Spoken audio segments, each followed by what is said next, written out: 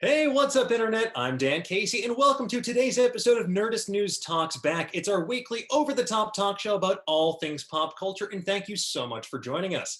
Now, on today's show, we have a metric ton of stuff to talk about. The Walking Dead is finally walking off airwaves, only to rise again in the form of 19 spin-offs. Plus, Robocop is getting a prequel series for some reason. Plus, we have the latest Obi-Wan news from the galaxy far, far away, and a deep dive into what the heck is going on with movie theaters and what to expect from Cineplexes moving forward. All of that and some Hitchhiker's Guide to the Galaxy trivia on today's Nerdist News Talks Back. Now, there is just so much to get into, I can't do it by myself. It would be a Sisyphean task. So to help me break it all down, let's meet today's panel.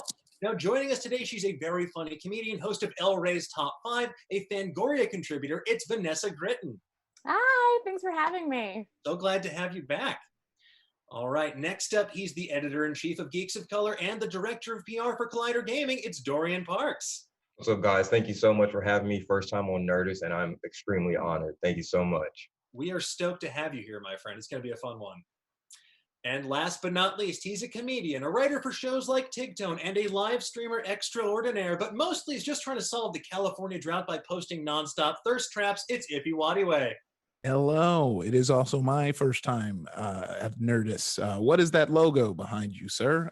What is, I don't know this brand, but I'm happy to be a part of this extravaganza. That's the scientific symbol for content. Yeah. I think it's actually a laser. A laser. And that's, you can see behind me over my shoulder, that's a laser that we definitely didn't order online from unscrupulous sources. Anyway, so let's get this show on the road. It's time for a weekly segment that we like to call Should You Still Be Wearing a Mask in Public This Week? And looks like, as always, the answer is yes. Are you stupid or willfully against science? Because I don't know what's going on here. Wear a mask. Look. Don't come at me in the comments with some nonsense. Just wear a mask, be considerate, help put this pandemic in its place so I can see Dune in an actual theater. Please and thank you. Moving on. All right, our top story of the day so far. Can you dig it? Because Marvel certainly can. News broke on Monday morning that Da 5 Bloods and Lovecraft Country star Jonathan Majors is reportedly joining Ant-Man 3 as the time-traveling supervillain Kang the Conqueror. Kang the Conqueror. He conquered my pronunciation. So we have a detailed breakdown of everything to know about that character over on Nerdist.com, but suffice to say, people are pretty stoked to see this actor make the leap to the MCU. But I'm curious from my panel, what do you think of this news? Could this be Ant-Man's Thor Ragnarok moment? Dorian, let's start with you. Honestly, I'm so excited for this news. You listed off his accolades already, but I've just been a big fan of Jonathan Majors since he stepped on the scene with Last Black Man in San Francisco. So to see him just keep climbing and climbing, and for him to get an MCU role like this, I'm pretty excited for, because although I feel like I personally love the Ant-Man franchise, but I do feel like it's underrated compared to some of the other ones, and it doesn't get as much love. So I feel like if you're going to put this big of a villain in the third installment, you're really setting up something big for not only the future of the MCU, but for the future of the Ant-Man franchise in general. So I absolutely love this move, and I can't wait to see what the possibilities lead to this, because I saw some speculations, and I'm hoping that this does turn out to be like, hopefully we get the Young Avengers in Ant-Man 3. So I'm all excited for this. I'm pumped. Yeah, I think that's a great point in particular, because everything I've seen online, people are just laying out the facts about how all of this is going to lead to a Young Avengers, possibly TV series or maybe a movie. But Vanessa, what do you think about this, especially with the addition of characters like Kate Bishop coming to Disney Plus and Hawkeye? Yeah, I made a tiny squeak because Young Avengers is just one of my favorite stories to be told in the Marvel universe. I love Young Avengers.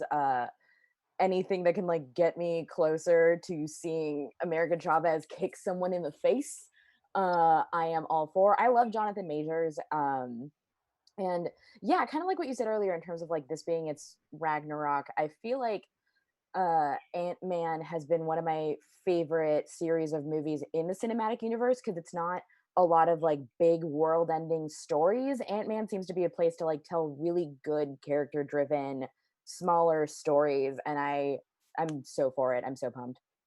Yeah, I think that's pun notwithstanding about smaller stories. It's nice that you can kind of watch an Ant-Man movie and you don't necessarily need to have seen all 20 plus other MCU movies to appreciate it. It is more so than others, I feel, very self-contained Mm-hmm. in a way that really works for the character. But I'm hoping that this can be more of a breakthrough for Ant-Man as a property, because I feel like Ant-Man doesn't get the same respect as a Thor or a Guardians of the Galaxy. Yeah. But one thing I am excited about with this is, so spoiler alert, in the comics, we know that Kang is also Nathaniel Richards, which would mean that eventually we'll get two Sue and or Reed Richards, and Jonathan Majors would mean potentially a black Sue and Reed Richards. So I'm curious, what actors or actresses would you want to see play these characters in a big screen version of the Fantastic Four, Ify? Oh man, I mean, this is a big moment for me. You know, as you know me as an actor, I've been watching all the black heroes get snatched up, and I've had my secret eyes staring at Eli Bradley or Isaiah. You know, I was down to be Isaiah in a flashback, but I mean, if we're going and we're going for the Black Storm family, oh look, let's go. Or Yeah. you know, and it's like super exciting because it's going to be interesting because there are a lot of people who, you know, when we had the last Fantastic Four movie, they're like, why didn't you just make the family black? Like, why did you do this like kind of weird force thing? And we'll Mm-hmm. see. I feel like half of those people be like, no, never mind. I don't like this. You're taking away our white heroes. But either way, I really do have a soft spot for the Fantastic Four, just because of the Future Foundation stuff. All of that was really exciting. So, and the way the MCU has kind of found this kind of perfect way to fast track all the cool later stuff while still honoring like the OG origin stuff. So I'd be super hyped to see the Richards family. And also, if we're touching on this, we're touching on time travel, dimensions, and all that. And you know they're going to use this as a way to squeeze in the X-Men somehow. Yeah. We got to get them in there. I've got my own theories about how they're going to work the X-Men in. I mean, Ooh. you get everything from the Scarlet Witch WandaVision series where she's messing with reality. You've got Doctor Strange in the Multiverse of Madness. Maybe they're in one of these parallel realities, or we have Eternals coming out. And Eternals, way back in the day when they were playing The Sims with us, we like beef creatures on planet Earth, seeded mutant DNA into humans. So maybe they will activate following all those snippety snaps of the Infinity Gauntlet. But that's just my theory or theories for now. I like it. But let's move away from the MCU for a moment and move to the AMC, specifically the world of The Walking Dead, because nothing in life is forever, even undeath itself. And last week, AMC revealed that The Walking Dead will end in its upcoming 11th season. That's going to clock in at a supersized 24 episodes over the course of the next 2 years. So that means the series finale will come in 2022. So I'm curious, what are your thoughts about this news? Are you still watching the show? What do you want to see happen? Vanessa, let's start with you. So I haven't watched The Walking Dead for quite some time. I think the last time I watched was when they were trying to figure out what was in the barn for a real long time, and then I jumped back in again for a little bit once we got out of the barn, and I know they were like getting into some of like the Negan stuff and things, and like picked up again. It is interesting to hear a series is ending, but it's not ending for another 2 years. It kind of feels like I'm breaking up with you, but like I'm gonna get my money worth first. Like I'm staying out for a little bit until the lease runs out. But yeah, I haven't watched for a minute. But I know a lot of the Walking Dead fans have been diehard for a real long time, and I can't imagine what like this wind down is going to look like. Yeah, it's kind of crazy how much this show has expanded from its first season when they bought that Jim Gaffigan lookalike at the CDC. But like, it's crazy as well that not only is this is a show and a comic that felt like it was going to go on forever, and this main series is winding down. It feels like a wild time to be alive. But I'm curious, Dorian or Ify, are either of you still watching the main Walking Dead series?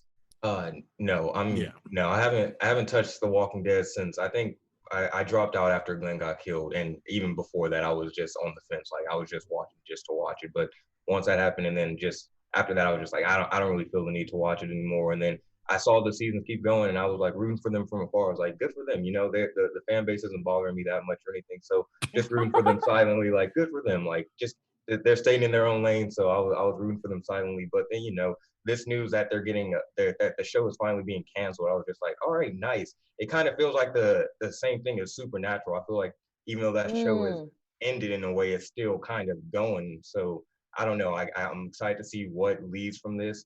I already think there's like 5 spinoffs in the works, and they just announced another one. So I'm losing track of how many Walking Dead series there are now being birthed from this. But I'm excited to see what happens.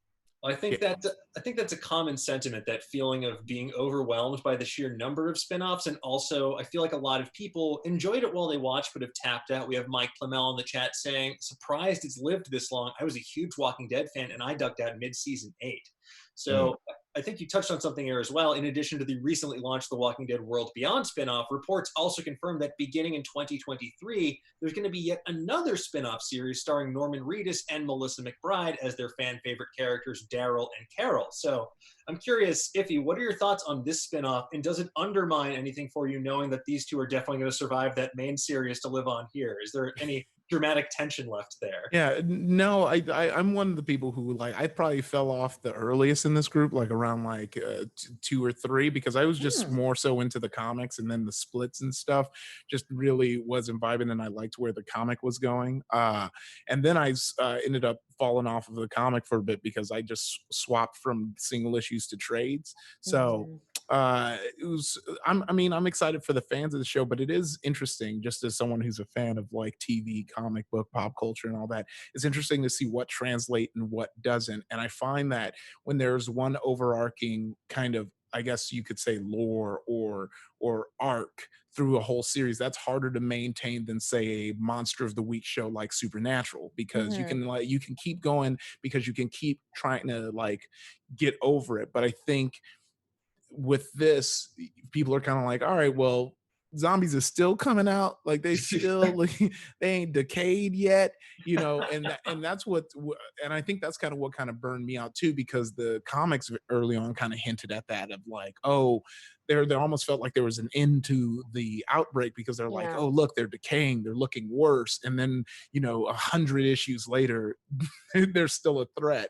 And I would be interested in seeing that story.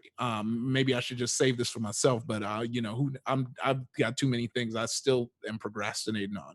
But like that story of like after the outbreak, the like coming back to civilization, and that's why I was expecting that from Walking Dead, because that is a story of life after zombies, all these civilizations, and they kept failing and failing, and it'd be interesting to see like what would actually stay. So Shaun of the Dead kind of played with that.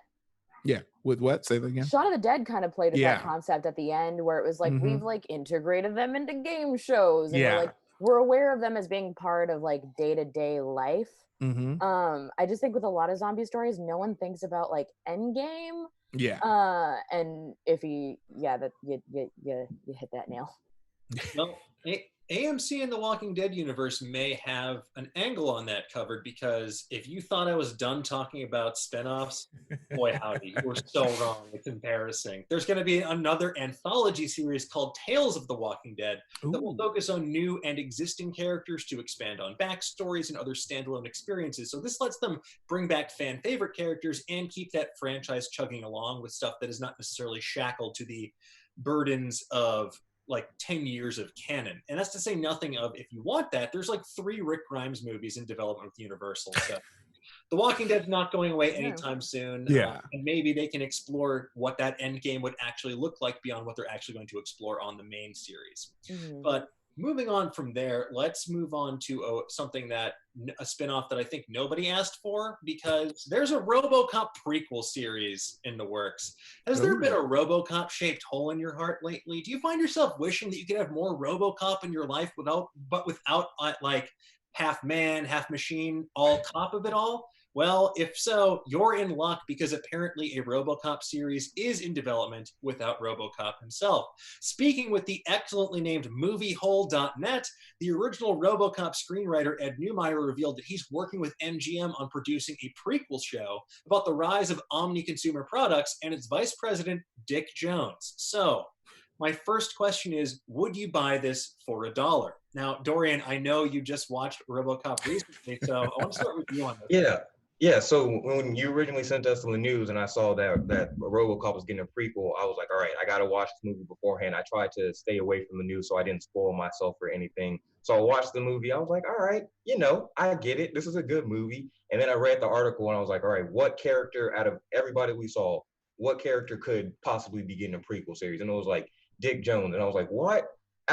Personally, in my opinion, I didn't. I wasn't rooting. I was rooting for him the less. I was like, I'm fine with him getting less screen time. I didn't see the point of us needing a prequel series about him, especially if RoboCop wasn't going to be involved. I was just like, bro, nobody was asking for this. I wasn't asking for it, and I haven't even seen. Like, I just recently watched it, and I'm jumping into it now firsthand. But all in all, I'm fine with not having a prequel. Kind of reminded me of the Pennyworth series. Like, I want to check out that series about Alfred, but in the same time, it's like, it's not Batman's not in, and I'm not trying to watch a series about just Alfred. So it kind of reminded me of that in a way, but I don't know. I don't know. I'm not here for it. Yeah, it's not even like it doesn't even have the allure of like with Alfred Pennyworth. You're like, oh, he was a super spy and then became a cool butler. But this is just like, here's how this this dude privatized the police force and turned Detroit into this like capitalist hellscape. So I feel like you can just watch the news if you want to see that for in real time. But I don't know, Ify, do you think the world needs this? Is there any merit to a project like this? When I read the headline, I was like, oh my gosh. But when you knowing it's the same writer makes that a little more exciting. I think, if we think of it less as a RoboCop show and more of like maybe this kind of, Sorkin-esque political drama, that might be more intriguing because but then I revert back because then I want like someone who's known for doing these like nice, deep political dramas. But I don't know, it could go either way, just like, Gotham found its way. Maybe this show will as well. Yeah, I think that is a good point. It is the same screenwriter involved, so at least that is a nice through line. Someone who like has an eye for that kind of satirical storytelling. But I would love, maybe if they get Paul Verhoeven to direct an episode. Yeah, Yeah. and then we're all locked in. I don't know. I think my real question is, RoboCop is like one of the last things I would expect to get a prequel series. So what's another film that actually deserves a prequel series? I'm thinking about it because, like, yeah, doing a Dick Jones prequel kind of feels like doing a prequel of the lawyer that got eaten on the toilet in Jurassic Park, where it's like, out of all of them, why that guy? I mean, I almost said Jurassic Park, but I was like, no, we have enough movies. I'm trying to think of like one where I would really love to see like the backstory of how a character got. Taking this to something I really love, anime. I would love to see a Jet Black prequel series. Oh my God. Kind of like where he was before he got to Spike, because we get a little bit of his backstory in the actual Cowboy Bebop series. But like, I want to see Jet Black as a young gun. Yeah, give me Cowboy Bebop right now. I need that in my life. That'd be nice. Ify or Dorian, do you have another movie that you think would for a good prequel series? Yeah, because I want to keep it in the vein. Let me see. Let me see. Like out of all like the 80s movies that we can kind of like go in. And I'm like looking around my like apartment at different DVDs, and I'm like, wow, a lot of these have prequels. Yeah. I like looked at the thing and I'm like, no, that one got one. Yeah. Yeah, it's also increasingly hard because so many things have prequels nowadays. We have John Embry in the chat saying Men in Black prequel, which we kind of got a little bit with the time traveling one, but I could see like maybe something like the very first iteration of the Men in Black. That could be something fascinating to explore. We have Star Pilot 6 saying Labyrinth, see how Jareth becomes the Goblin King. Yeah, I just want to, who built that labyrinth? Show me the contractors. Give me that home, that like HGTV show, them building that spooky ass labyrinth.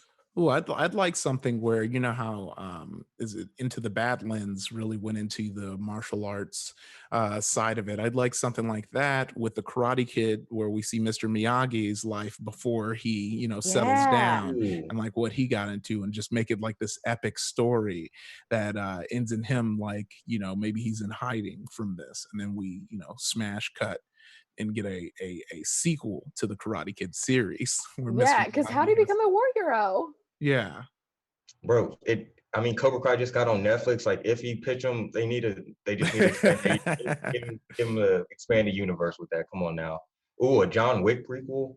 Yeah, we got I Lord know. Miller in the Oh, chat. yeah. John Wick prequel. Tim Smalley saying It prequel. Yeah, I want to see him full Baba Yaga mode. Like, I know we obviously get that after a tragedy befalls him repeatedly in the John Wick series, but Oh yeah, the early version in his prime. Teen Wick. That's what we need to see. Yeah. Ah, But speaking of a different series of movies that also got prequels, let's move on to the galaxy far, far away, because we have some Obi-Wonderful news if you've been starved for details about the delayed Obi-Wan Kenobi Disney Plus series. In an interview with ET Online, Ewan McGregor revealed that the series is going to be shooting ideally next spring, and it's going to be a single standalone season. So that means it's going to be a limited series rather than this ongoing thing, all of The Mandalorian. So I'm curious, what are your thoughts about this news, and what do you hope to see from the season? Vanessa, let's start with you. I think one of the reasons I really love The Mandalorian is because we finally got to not talk about the Skywalkers for a while, talking about literally anyone else in the Star Wars universe and tell these like interesting small tangential side stories. Because I love me a samurai story. And I am actually kind of psyched that it's a limited series, because then there's like a definitive beginning and end, and maybe we can like again tell a story that isn't the Skywalker legacy and like figure out how this man came to be. And yeah, I love a limited series because every single episode just goes. There is no filler, there is no waiting to get to this point. You're just moving a story along and chugging along. So Yeah, I really feel you on that point about the Skywalkers as well. Like, I love them. I loved seeing the movies. I loved seeing the scope of their saga. But if it's an entire galaxy far, far away, please give me different slices of it. Like, I liked Rogue One because it was a different slice of that universe. yes. Yes, it's all tangential to it, but it's not just the same 6 people with the same last name from different vantage points. Like, I don't know. What do you folks want to see from Star Wars shows or movies moving forward? Dorian. Moving forward, I think Vanessa kind of just touched it on the head. Just they are allowing them to focus on characters outside of the ones that we've seen in the Star Wars movies. Yeah. I think is a big draw for me, especially because although I'm not the biggest Star Wars fan, I'm not like a Vanessa, or I'm not like an Ify or somebody like that, like super into Star Wars. But I love the movies as far, and I think something that I really enjoyed about The Mandalorian was, although like it is Star Wars related, you didn't necessarily have to see the other movies or watch the other things to really get what was going on, and that you can just be focused in the story itself. So if they were able to do something like that with an Obi-Wan series, where you might not have like the average Star Wars fan might have missed something like in the movie or something like that, but they're able to like really explore and really stretch out all the details into this limited series. I think that can be really something special, because you see like Watchmen and things like that already have a game plan from the beginning, rather than like saying like, oh wait, maybe there's going to be a second season, maybe there's going to be a third season. Let's focus on maybe expanding the world. If they're going into it with the idea that this is going to be a limited series, especially with Deborah Chow as the showrunner, I'm excited for that. If she can tell a contained story without having to focus on building anything outside or trying to expand it to a second season, then I think we're in for something special. Yeah, she was truly one of the directorial highlights of The Mandalorian season 1. So I'm very excited to see what she can do when they give her the full reins for this entire series. And, you know, they've obviously been back in the lab tinkering on this for a minute because they had scripts and they wanted to refine them even further. So the idea that it's going to be this very like self-contained story that they're trying to tell, I'm very curious about it. I'm curious when it's going to take place. I'm curious what's going to happen. And also it's just like, yeah, that's a character I am excited to see more of, especially with Ewan McGregor, because come on, Ewan McGregor is the man. He was truly one of the best parts of the entire prequel trilogy. Yeah. But, I'm curious, Ify, what do you think about this news, and what do you hope to see from Star Wars shows or movies moving forward? Well, yeah, with this news, I think one of the things that worked and why The Mandalorian was such a success is the same reasons that the MCU kind of started off strong, was they took a piece of the world and put it in a different genre. The Mandalorian, for all intents and purposes, was a Western. And that's why it was interesting to watch and through that new lens. And I think Star Wars needs to use that same formula for the MCU. Like, let's get like a, you know, casino lifestyle drama that takes place on Cloud City, something like the Entourage. Have fun with it. Like that's where I think you're going to get the most mileage, because when you're hitting us with the same tone over and over again, you're going to get burnt out, especially now when there are more things to watch than ever. Like I still, till this day, even with Disney Plus and all, it have not seen the last Star Wars movie, because by that point I was like watching Mandalorian, I was watching that, and I was just like, okay.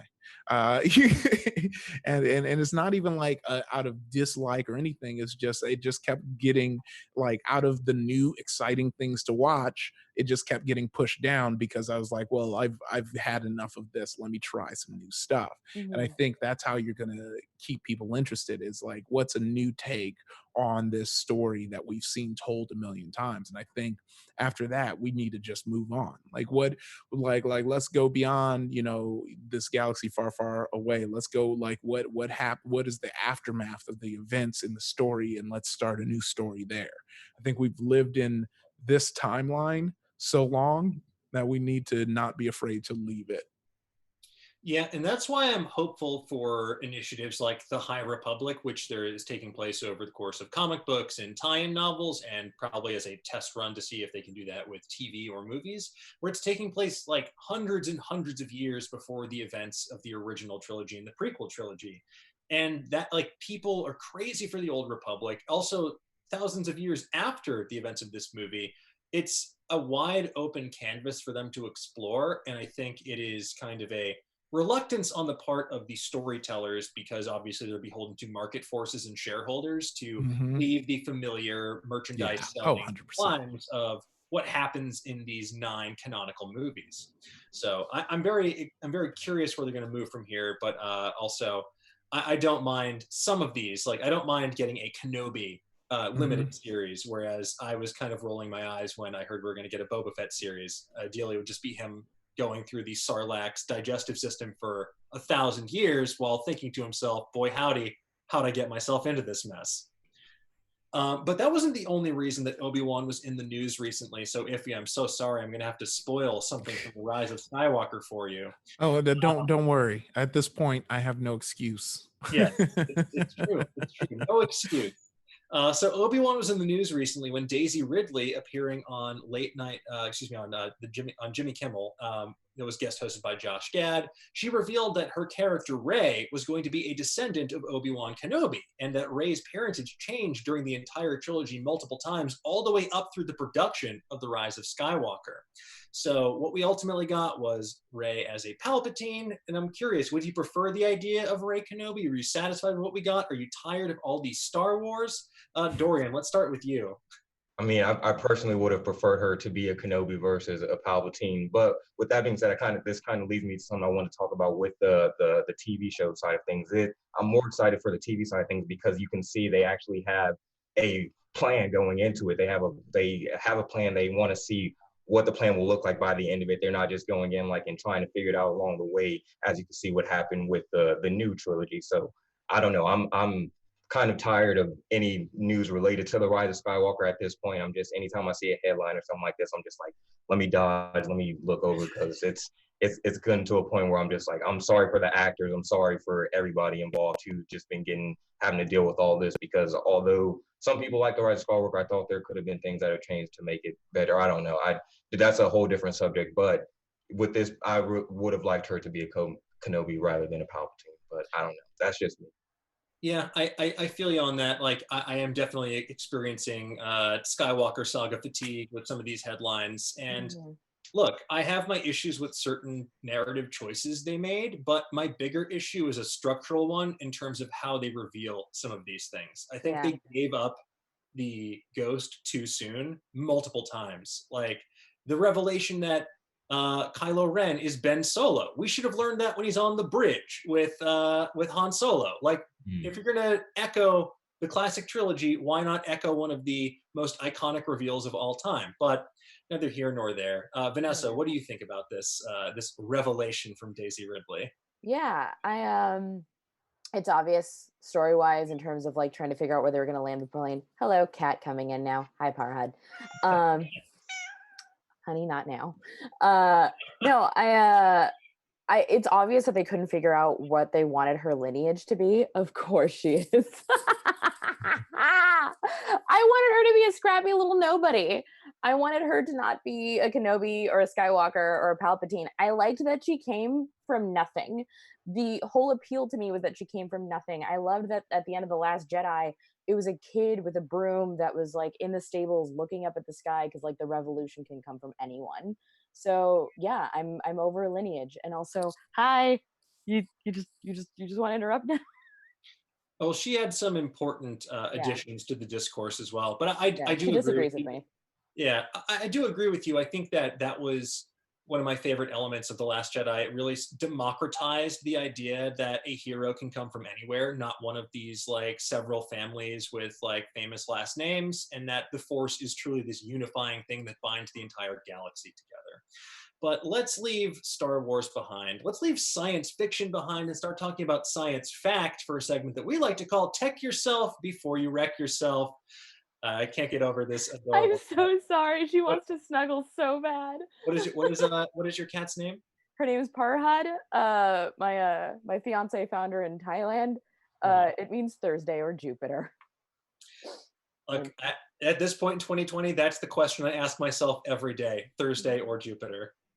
But let's move on with this. So across the country, students are returning to college through a combination of in-person learning and virtual classes, but some students might be regretting working from home.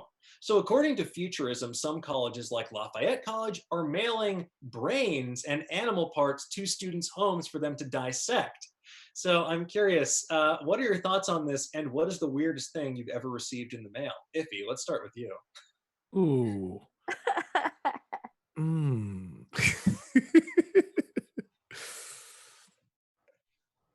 I have to think about it. Skip me. Skip it. Dorian, your thoughts? I'm glad I'm out of school because somebody would mail me a brain. Like had I known, like what? Imagine just your professor not even letting you know ahead of time. Hey, I'm sending you a brain. You just get a random ass brain or a body animal part in the mail. But to think about what's the weirdest thing I've received in the mail? I'm pretty boring. I don't think I've received much stuff and anything like weird. I want to say it's not weird, but like I think it was funny. Like I received an Invisible Man press pack, and they sent like a toy, and then I really thought there was a toy in there, and then it was just like no, it's a prop. Like there's nothing in there supposed to be. He's invisible, and I was like I get it, but that's not really weird. So skip me too. I feel like I do have something, but just I'm trying to think. Think. Well, for an example from my own life, on 2 separate occasions, I've received a potato in the mail with just stamps and an address attached to it, and neither time did I know the person who sent it. And another time I, unbeknownst to myself, previously, late at night, had ordered a plate full of buffalo wing scented and shaped candles. It came with a little celery candle too. Well, what do you have there? Aww. Oh my God. Yeah, so I a friend posted this on Instagram. She saw it in some like knick-knack shop, and so I was like, oh, that's great. I would love that. Send that. And she asked for my address, and then I totally forgot about it. And then one day I get a package in the mail, and I open it up and see this squirrel with the words to live by. So this is probably the weirdest thing I think I've gotten in the mail. That's cute. Oh wait, okay. I just got a reminder. So back when I was like in high school, somebody did leave a box of kittens on our front door. It's not really weird. Like it was adorable. Like they left them there, but we took them to the shelter. But I guess that would be the weirdest thing. Somebody leaving some baby kittens on our doorstep. And I don't like cats in the first place, so we were like, nah, they gotta go. They might be adorable, but they gotta go. Yeah, well, I'm glad they got to a safe place where they could get to a home that actually wants a box full of them in there. But yeah, it's definitely not what I expect to see when I go outside in the morning. But Vanessa, what about you? Speaking of cats, if anyone's wondering where she went, the reason I'm sitting this rigid is because she fell asleep on the back of my head. She is leaning up against the back of my head, and she is audibly snoring a little bit. Yeah, weirdest thing I ever got in the mail, hard tie between a friend who sent me like a spell candle but didn't tell me that she was selling it, So I just got like a skull candle with like clear enchantments on top with no note, to where I was like, is this a curse or is this like somebody giving me like a good like a little boost? My mom once sent me my baby teeth, but didn't tell me that she was sending my baby teeth. I think she was trying to be like cute and sentimental, but instead just left it in an envelope in the mailbox because she happened to be in the neighborhood at the time and had been wanting to give it to me, and didn't think that I would be freaked out by just opening an envelope full of teeth. Wow. Thanks, Ma. Well, whoever sent that spell candle clearly manifested the appearance of the next spell component needed. That's it would be definitely an upsetting thing to find, but I don't know if it's better or worse that they're your teeth. Because I didn't recognize them. It wasn't like, oh yeah, I lost this. These don't fit. Well, these are definitely my teeth. Oh, I remember these teeth. Yeah, no, you win, Vanessa. You got random teeth in your mailbox. We have Marbo4 in the chat saying, my boss got 200 ostrich jerky sticks from an anonymous sender. Also reminds me of the time in college, one of my roommates got a mysterious package from his mother, which was 9 pounds of Twizzlers products, including stuff I didn't even know they made. So RIP to that mail person, whoever had to carry that package all the way up to our dorm, because yikes. Yeah. But your cat serving as a neck pillow or a posture corrector brings us expertly to our next topic of ergonomics. They're on everyone's mind these days because we're all trapped in the prison of our apartments as our spines slowly italicize. But a viral video has been going around Twitter that showcases a triple monitor PC setup that's modeled after a giant black scorpion. If we can drop a link for that in the chat, that would be awesome. But if not, just search Nightmare Scorpion Chair or something therein. You'll find what I'm talking about. So for just $1,900, you too can sit in this gaming sarcophagus. So my question is, would you buy one? And what is one of the most preposterous or over-the-top items that you secretly purchased or actually want? Ify, let's start with you on this one. Oh, I mean, look, I'm one of the weird folks who actually like that Nightmare Scorpion chair. Like, especially because it feels like you're Bruce Wayne getting ready to game. Alfred, cancel all my calls. It's time for me to drop in Call of Duty Warzone. Are you doing a crime? Did you say that you pirated that music? I'll be on my way to break your bones. Just hangs out in the gulag. Yeah. I mean, I've been making just my own weird purchase all through quarantine. So everything, like, I've been saying, like, I've confused the Instagram algorithm. So they're just throwing anything at me. Like, I got a backyard beekeeping kit suggested to me. And I was like, that's how I know I've been going off, when they think I want to keep bees for some reason. Got it all. Did you wind up purchasing those bees, or I did not. I don't have a backyard to do it. It would have to be on our community deck, and I don't think people would like rogue bees that they're unaware of being on our deck. Folks, I have some news for the apartment. I bought a bunch of bees for us, and they're just gonna live here now. So good luck. Good luck with that. Don't mind the bees. Yeah. But Vanessa, would you get this Nightmare Scorpion chair? Might be a nice place for your cats to hang out as well. Nice place for them to hang out. I've been adjusting a lumbar pillow this entire call, so I would love an ergonomic scorpion chair in which I'm just like cocooned in a monster and I get to relax and play games. Because everything about my posture when I game is built to destroy me in 5 years. I like slouch forward, I sit on my tailbone somehow. I need something that'll make it to where I can stand upright in 5 years without like slowly turning into a ball, because I do not play games in a nice way for my spine. Yeah, I definitely even after filming this show, most of the time, like, I can't feel my legs afterward because I'm sitting crisscross applesauce just in my apartment instead of at a leisurely, nice, ergonomically sound angle in my future Scorpion. So that would be a huge upgrade for my life. But Dorian, what about you? Oh, absolutely. And for $1,900, if I had the funds, like, give me a few paychecks, hell yeah, I would definitely buy something like that. I saw. I seen. I think the price like for the more expensive one was like 14,000. Yeah, 14,000 Now, for that fancy version. Yeah, I don't know about all that, but a 1900 one that seems like realistic. That seems realistic. That seems practical. I might want to do that because, like if you said, I feel like Bruce Wayne. You know, you leaning back. I would feel like a millionaire just sitting in that seat. So definitely. And right now, I'm using one of these old office chairs that we got from one of my old offices from a while back. So what are you reading? Upgrade. Oh yeah, you need to upgrade. Might I suggest Vertigear But chairs promo code IFDs at checkout. I need something, bro. The light suggestion. I usually like I'm on camera right now, but while I'm just working or if I'm playing a game, I'll have like a neck pillow. I have to have a neck pillow and all that just to try to make myself comfortable. Mine comes standard. Hey. Yeah.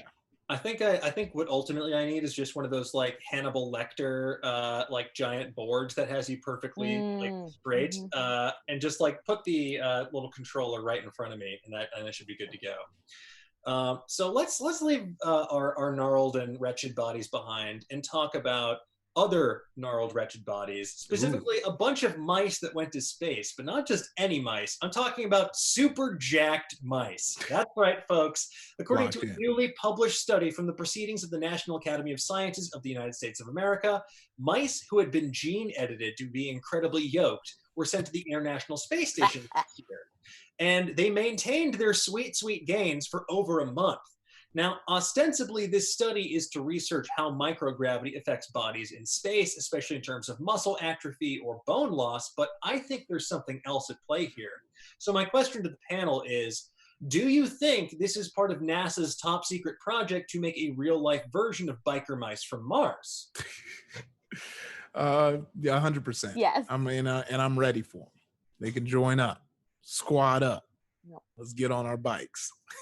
Look, I think that they are easily, of all the 90s anthropomorphic cartoon animals, like they are the ones we would want on our side more so than a street shark or a Teenage Mutant Ninja Turtle.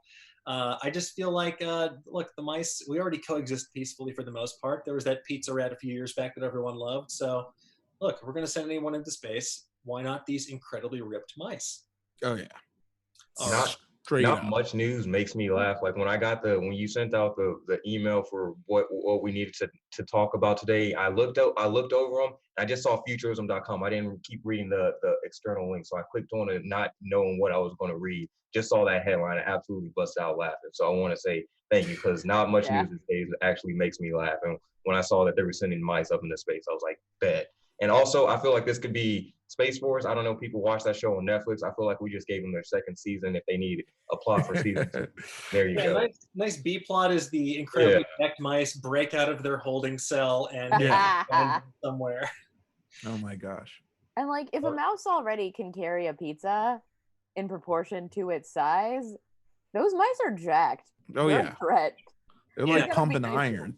Yeah. They're like Goku. They had a protein removed that uninhibited their muscle growth. So basically, yeah, they were in like the hyperbaric or hyperbolic mouse time chamber, just getting ready to conquer everyone in the ISS. Oh, no. So we have Blacklock Gaming in the chat saying, but wouldn't we have to buff up cats to keep them in check and then get Thundercats, which that brings us a lion.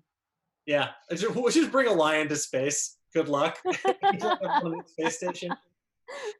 All right, let's move on to our final story of the day. Let's move on to the world of movies, which is weirder than ever, and things are changing on a daily basis. And as we learned, Diana of Themyscira doesn't need an invisible plane to move around because last week Warner Brothers moved the release date of Wonder Woman 1984 yet again, this time to Christmas Day, and that's just 1 week after the release of their other genre blockbuster, Dune, which dropped its first trailer last week. So my question to you folks is, do you think they're going to wind up moving Dune, and would you feel comfortable being in a movie theater by Christmas? Vanessa, let's start with you. So I'm all for moving release dates right now because in addition, like VOD works and we know it works and it is making money, but like theaters do need something to release when they come back. That's why they pushed the launch of Halloween, but even Carpenter cited it for that reason and was like, we'll remaster the audio, it'll be worth it. I personally don't feel comfortable going back to theaters for a long time for two reasons. All we do is eat and breathe in a box, And I used to be a movie theater usher when I was a teenager, like most people that are movie theater ushers, teenagers. And we shouldn't be trusted on like a regular day to keep things clean, let alone a pandemic, because the sheer amount of times I've seen a movie theater like usher concessionist like use a frozen pizza as a frisbee, or like move something under a seat and be like, that's enough, because we're teenagers and we're getting paid like $14 an hour at best. Sorry, there's a cat fight going on in the corner. They're fighting in a giant cardboard taco truck. But yeah, I personally, I don't feel like that's going to be the place that's like the zenith of sanitation. Yeah, and well, you're not alone either. Dr. Anthony Fauci is in your corner there too, saying that we're not going to be back in theaters without masks, like back to normal, until the end of 2021. He went on Instagram Live with Jennifer Garner for some reason and said, I think it's going to be a combination of a vaccine that's been around for almost a year and good public health measures. If we have a vaccine that's a knockout vaccine that's 85% to 90% effective, I don't think we'll get that. I'll settle for 70% effective. But if we get a really good vaccine and just about everybody gets vaccinated, you'll have a degree of immunity in the general community that I think you can walk into a theater without a mask and feel like it's comfortable that you aren't going to be at risk. So definitely not a good prognostication for theaters and theater owners, but it definitely makes sense from a public health perspective because, the whole point is you're in this dark, enclosed space, eating, like sometimes yelling, talking, like you are reacting to entertainment on a massive scale in front of you while stuffing your face and just particles flying everywhere. Yeah, and while some stuff works for VOD, other stuff, like, it's the reason Nia DaCosta postponed Candyman. Some movies have to be a communal experience. Some movies are made for the experience of like seeing the way the person next to you reacts. And if it's not possible for VOD, push it. Yeah, it's interesting as well because, while a movie like Tenet made $200 million globally, it only amassed $20 million in the US, and roughly 65 to 75% of theaters in the US have reopened, but major markets like New York and LA and San Francisco are still closed.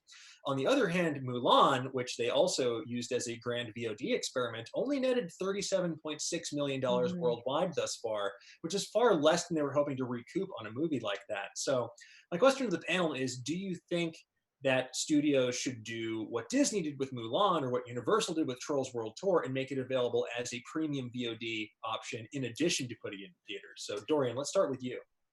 Yeah, I think that definitely should be the move because as you can see from Mulan, although it didn't make as much money as back as they hoped it would be, you still got to see people. It still was number one on Disney Plus's page, regardless of how much the price was. So if they figure out a way to kind of, not make it $30, $19.99 or something like that moving forward for these different prices for these different movies, I think there is a way to do VOD as well as doing it in theaters. Like you've seen now, just recently they've opened up drive-in theaters to play Tenet. So Tenet is now getting more play in drive-in theaters. I actually had to drive. I drove to Las Vegas to see Tenet at a theater. Thankfully, though, like my theater whole situation was different than most people will be. The theater was closed itself, as well as it was just about 5 or 6 other people in there total throughout the whole theater. So I don't want to say like my experience like was the best experience or whatever, but I got to do that. But the whole time I was wearing a mask. Felt a little bit weird, felt a little bit uncomfortable, but after an hour into it, I kind of got used to it. But still, you still have to remove it to drink water and things like that. So I could only imagine. I still felt weird with only 6 people being in there. So imagine, I know they're still cutting it to like half the population and things like that within the theater, but I would still feel weird some type of way if I was in a general vicinity with other people still having to remove my mask, eat, put it back on, things like that. So for me, I personally would rather just go to a drive-in theater. Although the audio might not be the best, because I've experienced that with some of the drive-in theaters I've been to past, like the audio might not be the best when it's trying to sync up radio-wise, but I'd rather do that, feel comfortable in my car versus being in a theater, sitting there in a closed room with people like potentially like breathing, coughing, things like that. So I think it is a move to do VOD as well as give it to the theaters that are open and being safe and being precautious, because I do think some movies, like Vanessa said, have to have that communal experience to feel like you're really getting the full effect of what the director intended. Exactly. And I empathize with theater owners as well and people that work there because, that's their livelihood. And it can be more expensive in some cases to open the theater. And like, if you're not getting the return on investment from audiences showing up, then you're going to wind up having to deal with landlords, having to deal with overhead, paying staff. Like it's definitely a difficult situation all around. But I saw someone in the chat, Tibby S, saying, I bought the Bill and Ted and Mulan. I'd buy Wonder Woman and Tenet as well. Now, there was a lot of digital hay being made about the price point of Mulan, which was $29.99 in addition to a subscription fee for Disney Plus. But I'm curious, Ify, what's the most, or what do you feel like is a fair price to pay for a new release of a movie on the scale of something like Wonder Woman 1984 or Dune? Yeah, that's a good question, and that's why I was gonna say I don't think Mulan is the best kind of way to kind of quantify how much VODs can make, because one, it was behind a paywall of Disney Plus, two, it was $30, and three, let's not forget, people were boycotting it because the film supported what was going on in China. So that had so much going against it. The price point is interesting because I did buy Bill and Ted, but I actually bought it because you were able to rent it. I think it was like $25, $26, and it was like $30 to buy. And I was like, okay, I'll just pay $5 more and own it, which, like, I don't know, maybe that was their intention, but I think, the 30 is pretty high, but I think it's pretty high because we're so used to the lower price point of rentals. And I think when you're thinking of you're buying this premium, premiere movie experience, I would like it to come down a little bit, maybe in the 16-20 range. I mean, especially if we're not going to keep it, I think we need to remember this is a rental. But like a lot of people are saying, it's not the end of the world, because when you think of like going to the movies, you add in gas, you add in the snacks you might grab at the concessions, it balances out, and sometimes, in most cases, ends up being cheaper because your boy's gonna sit down. I'm gonna get the junior mints, I'm gonna get the big icy, I'm gonna get the big popcorn. Like I'm gonna get all of that. I'm gonna get the pizza that they were frisbeeing around in the back because I didn't know that before today, and now I'm gonna have to find a different concession to purchase. And don't get me started if we're going to Alamo Draft House. I'm getting a big ass burger. I'm getting. So that's why it doesn't seem wild to me. And honestly, for people who aren't alone, who don't live alone during quarantine, that fractions, people with roommates. For me, it doesn't. If you're tested, come through. You can come sit on this couch with me and watch this movie, see what's popping. No, but I think that is a good point, that sort of single viewer versus family viewer or group viewer, like it makes that price point very different. And I will say this is an interesting point in the chat. The Fulton Antley Project says, I see most Marvel movies 3 to 7 times. I remember when, if you wanted to own Star Wars on VHS, it was $119. I would pay as much as $39.99 for something like Black Widow or Wonder Woman.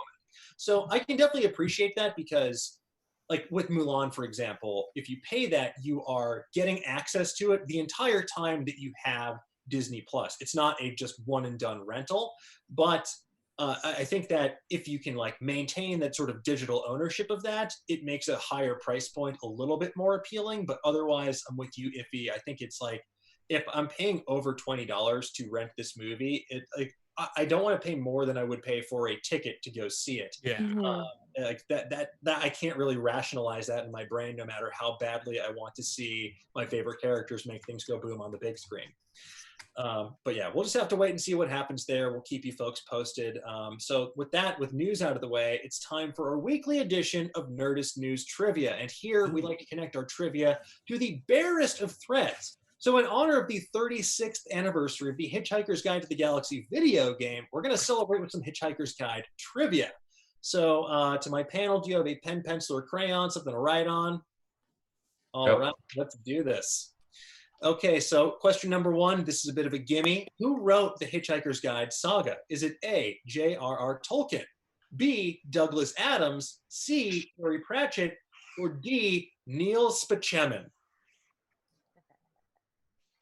A, J.R.R. Tolkien, B, Douglas Adams, C, Terry Pratchett, or D, Neil Spaceman? It might say Neil Spaceman, but I thought the character was Leo Spaceman from... This is something. Anyway, it's not D. Yeah. This is something y'all gonna learn. I did not read the books, nor I do remember the film with my man Yasin Bey, But so I'm gonna let chat know this before. It's all good. It's been a while since I've revisited the world of Hitchhiker's Guide, but what better time than on the 36th anniversary of the tie-in video game? All right, let's see those answers, folks. The answer is, in fact, B, Douglas Adams. All right, so you be reading books, huh? I read. You be reading books. All right, I see. All right, let's move on to number 2. True or false? Vogon poetry is beautiful. True or false? I don't even know what that means. It's okay. You got a 50-50 shot. That's true.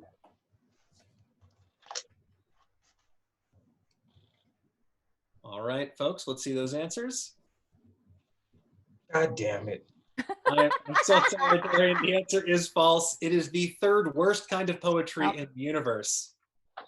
So in the 2005 film, Ify, this one's for you. Ooh, let's go. Supercomputer Deep Thought. Is it A, Judi Dench, B, Candice Bergen, C, Helen Mirren, or D, Meryl Streep? So that's A, Judi Dench, B, Candice Bergen, C, Helen Mirren, or D, Meryl Streep as the voice of Supercomputer Deep Thought. All bays. What was A again? A was Dame Judi Dench.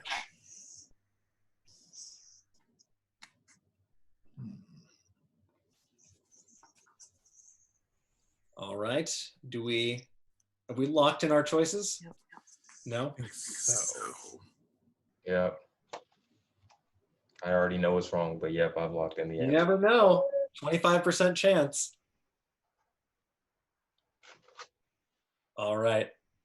Let's see those answers, folks. Let's see them. I was gonna say C. And Let's go. You could have, because Helen Mirren C is correct. Yay! Yeah, because I was thinking about the Helen Mirren told me. bathtub Something photo told shoot. She killed it. It was great.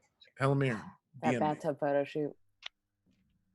Helen I Mirren. also love that she became a part of the Fast and Furious franchise because she was such a big fan. They're like, we have to Really? I love Yeah. her so much. I love it. I mean, that was the Fast and Furious franchise is surprising on how big they get. Helen Mirren, Charlize Theron, like they're like, watch, I can't wait till my boy Timothy Chalamet is in Fast Right? 10. He's gonna be voice in the there. car. Oh yeah. He's gonna Let's say voice what's up. Dom's new car. All right, number 4, true or false? According to the book, dolphins are the most intelligent species on Earth. True or false? Dolphins are the most intelligent species on Earth, according to the book. Dolphins are pretty smart, so. But are they the smartest? According to the book? Yeah, I feel like there's gonna be some sneaky deaky action. There always is. Some sneaky deaky action. All right, let's see those answers, folks. Vanessa, you are correct. Yeah, Right. second most, right? Mice hold the throne for most intelligent Yes. species. They knew how to trick scientists into making them incredibly jacked. Yep. All right, number 5. What common household item does Ford Prefect always carry with him? A, a towel. B, dental floss. C, a shower cap. Or D, a coffee mug. A, towel. B, dental floss. C, shower cap. Or D, coffee mug. Which common household item does Ford Prefect always carry with him? Household item? Say that again. So which household item does Ford Prefect always carry with him? Is it A, a towel, B, dental floss, C, a shower cap, or D, a coffee mug? Okay. All right, do we have our answers? Yeah, I guess. Vanessa is the only one who has read this. All right, let's see it. I'm so sorry. His teeth are unflossed. He carries around a towel. That is correct. I was gonna. You I knew know, it. It's like- I just know what it is when Vanessa puts up the ladder, so you don't have to say it. All right, so question number 6. Before the 2005 film, the movie was optioned in 1982 by a team of producers, including Douglas Adams. So which 2 actors were going to play Arthur and Ford? Was it A, Chevy Chase and John Belushi, B, William Shatner and John Travolta, C, Eddie Murphy and Dustin Hoffman, or D, Bill Murray and Dan Aykroyd? So back in 1982, a team of producers, including Douglas Adams, wanted to make this movie. Which two actors were going to play Arthur and Ford? Chevy Chase and John Belushi, William Shatner and John Travolta, Eddie Murphy and Dustin Hoffman, or Bill Murray and Dan Aykroyd?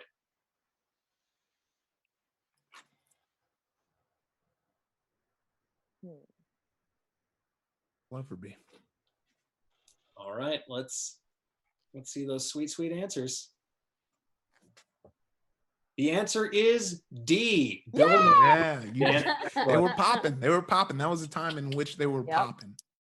So my note here is that Ivan Reitman and Michael C. Gross were two of the producers who optioned the book. They were going back and forth on who should play who, and then notable crazy person and vodka entrepreneur Dan Aykroyd brought the script for Ghostbusters to Reitman instead. So we almost had a very different future where ghosts went around unbusted. So thank goodness. And we would have had an all-female reboot of Hitchhiker's Guide to the Galaxy. I'm sure the discourse would have been just as awful. Oh yeah. All right. Question number 7. Which of these is not a real character in Hitchhiker's Guide? Is it A, Zaphod Beeblebrox, B, Slarta Bartfast, C, Baxter Stockman, or D, Laszlo Lyricon? A, Zaphod Beeblebrox, B, Slarta Bartfast, C, Baxter Stockman, or D, Laszlo Lyricon?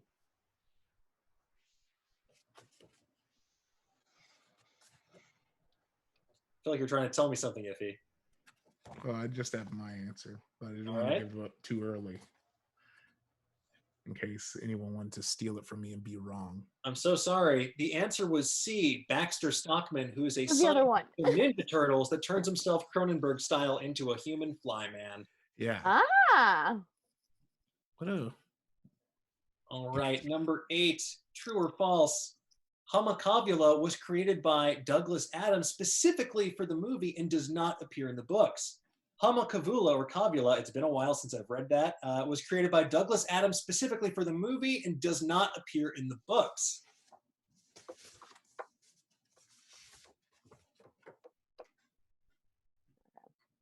Let me know when y'all ready. I'm ready. Show me those answers. I have some bad news, Dorian. Sorry. This is true. Yeah, like if you said, I'm looking at Vanessa's screen. Whenever I see her answer, I know. This character was written into one of Adams' early scripts before he passed. All right, question 9. What is a pan-galactic gargle blaster? Is it A, a monster that's been asleep at the bottom of the Atlantic Ocean since the 3rd day that life formed on Earth? Is it B, a cocktail with effects that are similar to having your brain smashed out by a slice of lemon wrapped around a large gold brick? Is it C, a deadly weapon that melts you from the inside while freezing you from the outside, making for a rather unpleasant experience? Or D, a spaceship capable of traveling fast enough to travel through time but doesn't have any cup holders? So what is a pan-galactic gargle blaster? A monster, a cocktail, a deadly weapon, or a spaceship?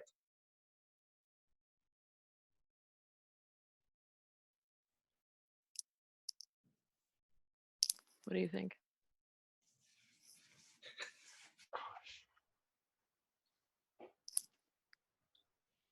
All right, folks, have we locked in our selection? Man. Vanessa, you're correct. It's a cocktail. With having your brain smashed up by a slice of lemon wrapped around a large gold brick. Their prophecy's coming true here. All right, last question, folks. Number 10. What day of the week could Arthur Dent never get the hang of? Which day of the week could Arthur Dent never get the hang of? Oh, there's not multiple choice on this one? I mean, there's 7 multiple choices, but I'm not going to list them out. Oh, true. All right. Damn. I'll give you folks a hint. The answer may have already appeared in this stream. What? Yeah, there was a line said earlier in the stream. That was the answer. We call it. I do not remember it, but I do remember it being said. Okay. Let me know when y'all ready. All right. Let's see those answers, folks. That's correct. It is Thursday. Yeah! Because it's not quite Friday. Exactly. And the Easter egg was your cat. Yeah. So, all right, I have my supercomputer tabulating the results to determine the winner of today's trivia. Oh, do you need to tabulate that? Paid for the supercomputer, Ify. I'm going to have it tabulate. All right. This is a union supercomputer. All right, it's telling me.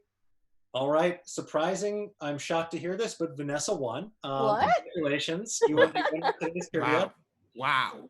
We all have to do some brushing up on Hitchhiker's Guide. But thank you, everyone, for playing. Yeah. So, Vanessa, now it's time for your 30-second soapbox. This is the time to get whatever's on your chest off your chest. Talk about anything you want, promote anything you're feeling like promoting, etc. This is your time. So what do you have for us?